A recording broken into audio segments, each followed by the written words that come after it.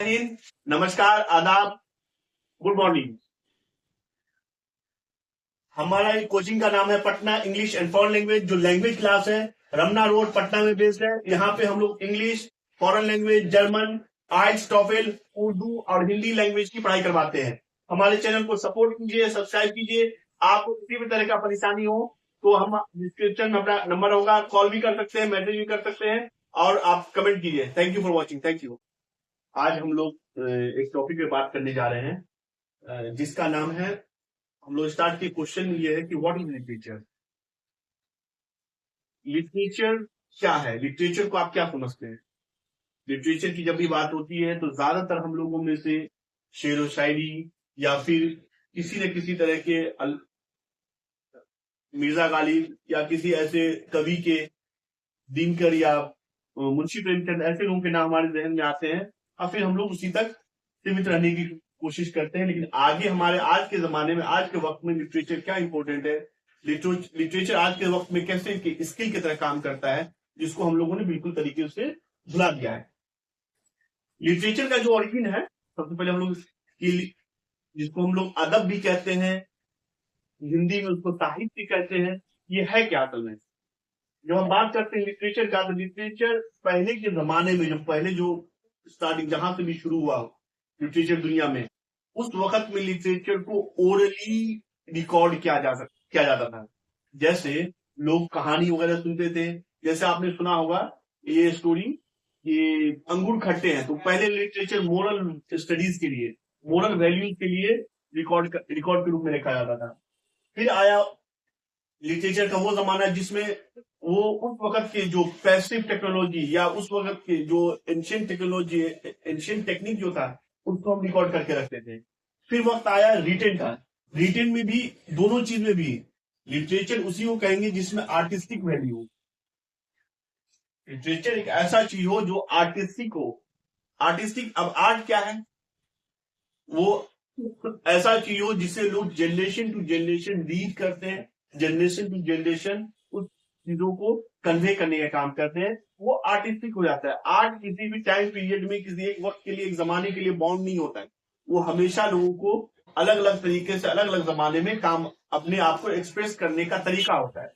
तो आर्टिस्टिक ऐसा एक्सप्रेशन तरीका हो जिसमें उस वक्त के या उस जमाने के हालात को सही से एक्सप्रेस किया जा सके, हम उसको लिटरेचर कह सकते हैं। लिटरेचर एक वैल्यूएबल डॉक्यूमेंट है एक अपने आप में। ऑल्दो ये किसी तरह का जमीनी या किसी चीज का डॉक्यूमेंट नहीं है, लेकिन ये क्या है, एक आर्टिस्टिक वैल्यू है, जिसको हम कहते हैं ओरल ट्रेडिशन में। अगर आपने एग्जाम्पल सुना होगा अरबियन नाइट्स का, अरबियन नाइट्स क्या था? ओरल लिटरेचर था, जिसको बाद में रिकॉर्ड किया गया था। हमारे देश में जो सबसे जबरदस्त लिटरेचर की जो पहचान है वो पंचतंत्र, जिसमें इंडियन लोगों के इंडिया के बारे में है, जिसको हम लोग क्या कहते हैं, ओरेटर में आ जाएगा। रिटन में अगर आप देखें, रिटन में आज के जमाने के novel, poem, technical and journal etc है, उसको हम लोग क्या कहेंगे, रिटन डॉक्यूमेंट्स कहेंगे। आज के जमाने में टेक्निकल कैसे काम करता है, आज के जमाने में जितनी भी चीजें हैं वो आपको यूजफुल बनाने के लिए इसको हम यूज करते हैं। What is not literature? Then literature क्या नहीं है, इससे भी हम लिटरेचर को और अच्छे से समझ सकते हैं। जो हम डेली लाइफ, वो इवन लगेगा कि बहुत ही अच्छे से हम आर्टिकुलेट कर रहे हैं, लेकिन वो लिटरेचर नहीं होगा। हम किसी भी तरीके से बातचीत करें लोगों में, वो लिटरेचर के कैटेगरी में नहीं डाल सकते, श्रेणी में नहीं डाल सकते। लिटरेचर का एक और भी प्रूफ है कि किसी भी लैंग्वेज का जितना लॉन्ग लॉन्ग रिकॉर्ड रहता है, रिटन हो या ओरली हो, अब हर चीज का जो है रिटन का रिकॉर्ड रखा जाने लगा, तो रिटन एक प्रूफ होने लगा है कि हाँ, कोई भी लैंग्वेज कितनी पुरानी है। इंडियन लैंग्वेज की बात करें तो सबसे पुरानी आपको संस्कृत, तमिल और उड़िया, इस तरह के लैंग्वेजेस जो है, जो हमारे क्लासिकल लैंग्वेज में आते हैं, उन लैंग्वेजेस के रिकॉर्ड जो है, कन्नड़, ये सब जो है ना ओल्ड लिटरेचर के, जिसको हम लोग लिटरेचर के मेन में रखते हैं स्ट्रीम में, उसमें आते हैं। अब हिंदी भी, उर्दू भी एक लिटरेचर की कैटेगरी में आने शुरू हुए हैं, जो यूनिवर्सिटीज वगैरह में पढ़ाए जाते हैं। लेकिन हमारे ओल्ड ट्रेडिशन वहीं से, इस तरह से इंग्लिश लिटरेचर में भी क्या है, इंग्लिश लिटरेचर की भी अपनी हिस्ट्री है। जैसे आप एंशियंट टाइम में जाएंगे तो एंशियंट है, जो 400 5th सेंचुरी या 4th सेंचुरी से रिकॉर्ड मिलता है हमें। लेकिन अगर आप उसके अलावा इंग्लिश लिटरेचर के मिडवियल पीरियड है, फिर उसमें अलग अलग जॉनरा आते हैं, आप किस तरीके से लिटरेचर को अंडरस्टैंड करने की कोशिश करते हैं, जिसमें एक्सप्रेशन, फीलिंग्स, जितने अच्छे से एक्सप्रेशन हो, फीलिंग्स हो, जितने अच्छे तरीके से आप उसको एक्सप्रेस कर पाएंगे, वो लिटरेचर में आता है। और लिटरेचर क्या नहीं है, जो हम डेली लाइफ में, डेली जिंदगी में अपनी जरूरत पूरा करने के लिए, अपने काम के लिए जो यूज करते हैं, वो लिटरेचर नहीं होगा।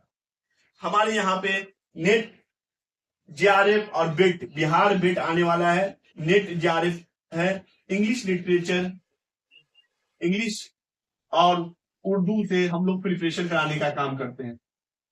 जिस किसी को भी इंग्लिश लिटरेचर या उर्दू लिटरेचर से नेट, जेआरएफ और बिट में बैठना हो, उनको एग्जामिनेशन फेस करना हो, वो इसमें ज्वाइन कर सकते हैं। ये सबसे जरूरी चीज है। और सबसे इंपॉर्टेंट बात यहाँ पे ये देखेंगे कि इंग्लिश लिटरेचर की क्लास में हम लोग इसका शुरू करने वाले हैं, और उर्दू लिटरेचर का भी नया बैच है। तो जिनको भी एडमिशन चाहिए वो हमसे कांटेक्ट करें। हमारा एड्रेस है रमना रोड पटना। हमारा कांटेक्ट नंबर है, कॉलर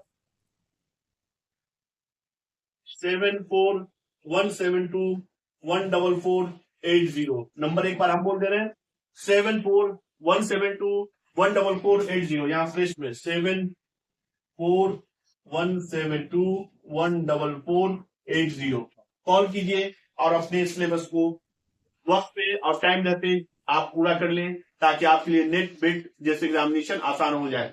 बिहार में वैकेंसी आने वाली है बहुत बड़ी असिस्टेंट प्रोफेसर की, तो उसके लिए आप पहले से प्रिपरेशन जरूर कर लें। Thank you for watching. Please share and subscribe. Thank you.